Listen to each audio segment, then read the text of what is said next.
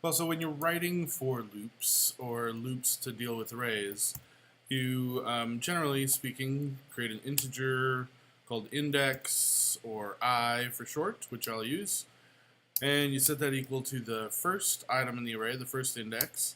You check whether I is less than the number of items in the array, and each time through the loop you just add one to I, and then you do some task, so do something. Which works well if you know the number of items in an array. But it's a little annoying, and it's possible that we would just screw it up. And a little teeny screw up like this would mean that our whole program would crash. Well, so there's a better way. So let's say if I didn't know the number of items in the array, I could still reference the length of that array. And we do that very simply just by saying nums.length. No parentheses, it's just a value. And so nums.length is 100. There are 100 items in the array.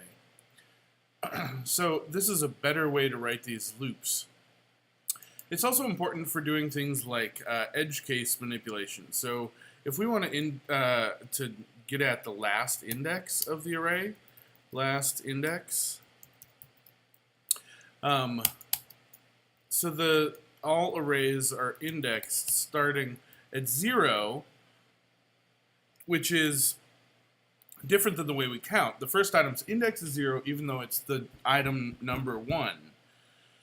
So if the last item's index or the first item's index is 1 less than its sort of human counted location, the last index is also 1 less than the number of items in the array. So the last index equals nums.length minus 1. The penultimate index, second to last index, equals nums.length minus 2, and so on and so forth. And these are very, very important concepts for you to get used to. The idea that the index is always 1 less than the way you would refer to the item in counting like humans count.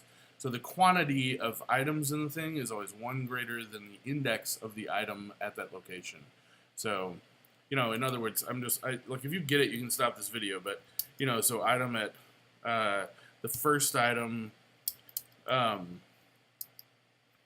then the